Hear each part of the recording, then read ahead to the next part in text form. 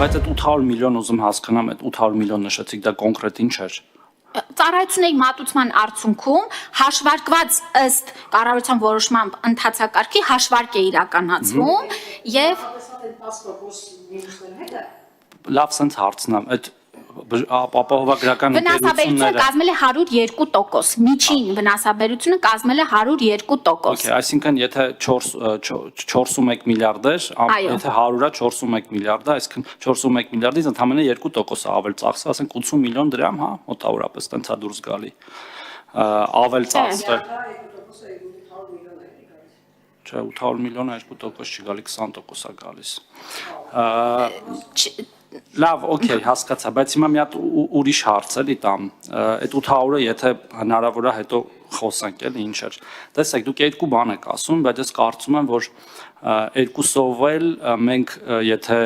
ժամանակին զբաղվեինք, այս հարցը չէր ծագի, առաջինը շրջանակը, տեսեք, մենք գիտենք բոլորս, թե ովքեր են սոցփաթեթի շահառու, այսինքն դրանք ուսուցիչներն են, պետական ծառայողներն են, մեր բժիշկներն են, չէ, զինծառայողները սոցփաթեթի շահառու չեն, չէ, նո քաղաքացիական մասը, բայց իրանք զինծառայող չեն էլ ամեն դեպքում, իրանք կարող են պաշտպանության նախարարության քաղաքացիական աշխատակիցներ լինել, եւ չի կարող պարզապես այնքան մեծ աճ լինի տարվա մեջ, այսինքն օրինակ չգիտեմ, միանգամից մի 10000 հոգի կամ 5000 հոգի ավելանա։ Ես ենթադրում եմ, դրանք աշխատանքի նոր աշխատանքի ընդունվող կամ թափուր հաստիկների լրացման արդյունքում կամ ավելացված հաստիկների արդյունքում եղած մարդիկ պետքա լինեն, եւ եթե չկա այդ մեխանիզմը, պետքա ինչ-որ մեխանիզմ մշակվի, քանի դեռ սոցփաթեթը կա, որ նախարարությանը, քանի որ նախարարությունն է փաստացի բյուջեն հաշվարկում, տեղյակ պահեն, որ կարող է էլեկտրոնային, ես ինչքան հիշում եմ, տես մի բան պետքա լիներ, որ մենք իմանանք, օրինակ ավելացավ 100 հոգի, եթե 100 հոգու ապահովագրավճարը 30 քանի հազար դրամ է, 36000 դրամը տեղավորվում է մեր 4.1 միլիարդի մեջ, ասում ենք նորմալ է, կտեղավորվենք, եթե պարզվում է ավելացավ 2000 հոգի, 2000 անգամ 36000 չի տեղավորվում, մենք պետքա տարվա սկզբում ընթացքում այդ վերաբաշխումները անենք, որպեսզի վերջում իրանց տված վնասաբերությունը ապահովենք, որովհետև այլ պարագայում իրանց մեղադրելու չի, եթե բանին է վերաբերում, շրջանակին է վերաբերում։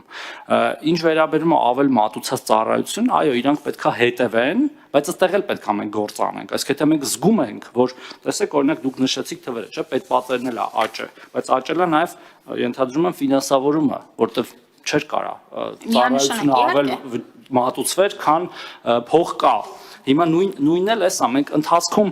եթե չկա մեխանիզմ պետքա ներդնենք, բայց ես ենթադրում եմ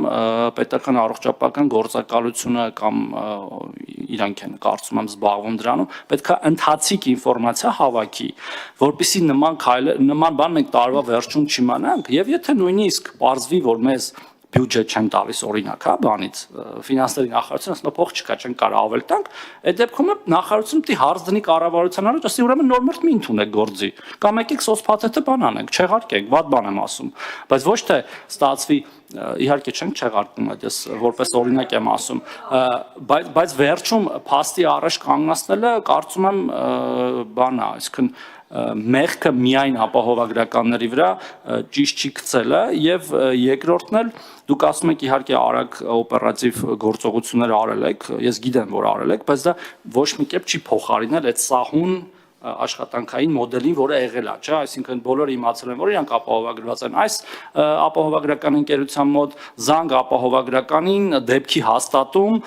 դեպքի մատուցում, դեպքի վճարում։ Հիմա դա եղել է նախարարության ձեռքով աշխատանքի շնորհիվ, ըստ էության դուք նշեցիք թեժգից, պետական առողջապահական գործակալություն, ես նույնիսկ չեմ էլ անդրադառնում իրավական առումով դա կարելի էր նույնիսկ թե չէր կարելի, դուք կարգավորումներ փոխել եք թե չէ այդ մասով փաստացի ես ասենց ասեմ, էլի մենք մեր տնային աշխատանքը մի քիչ ավել որ անեինք, հնարավոր է ասենց իրավիճակի առաջ չկանգնեինք, նաև ես ասենց կարծում եմ